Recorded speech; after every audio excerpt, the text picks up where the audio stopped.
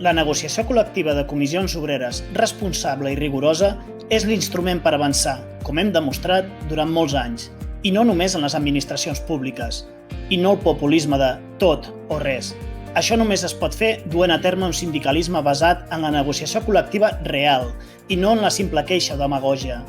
Arribem a acords com a fruit de treballar contra propostes i tenint representació a les meses generals i també en àmbit estatal. A l'anterior programa ens proposàvem la recuperació de retribucions i drets arrabassats. Entre altres, hem aconseguit el retorn de les pagues extres del 2012, 2013 i 2014. Tornar a cobrar el 100% en cas de baixa per incapacitat temporal. Recuperar el complement de productivitat. Els dies addicionals per antiguitat, de vacances i assumptes propis. Acompanyar el servei de prevenció en accions preventives als centres de treball. Mantenir i facilitar l'assessorament a tots els treballadors i treballadores durant la pandèmia, facilitant l'accés a través del Teams com també del correu electrònic i donant resposta malgrat la gran quantitat de consultes en un temps mínim. Així com també facilitar la possibilitat de formació i millora contínua a tothom, mitjançant la formació en línia. Aquests són els objectius prioritaris en els que treballarem durant el període 2022-2026. Lluita per la recuperació progressiva dels drets econòmics i socials.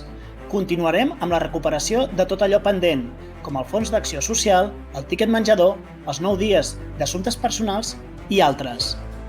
També lluitarem per reivindicacions com les 35 hores i reducció de la jornada progressiva a partir dels 55 anys. Processos d'estabilització. Farem una vigilància acurada pel compliment de la llei per acabar amb l'alta temporalitat. També vetllarem perquè una situació com aquesta no es torni a repetir. Formació. Potenciarem amb el Departament una formació específica del personal directament relacionada amb el lloc de treball, per sobre de la genèrica, amb continguts propis del SOC, garantint les 40 hores anuals de formació per a tothom. Reforços de personal a les unitats. Comissions obreres lluitarem per tal de que les unitats amb mancances de personal i un volum notable de feina es dotin del personal adequat. També continuarem lluitant per crear places d'estructura en lloc de programes temporals, així com millorar la classificació professional de tota la plantilla del SOC. Salut laboral. Comissions obreres creiem que la salut i la seguretat de tots els treballadors i treballadores és el més important.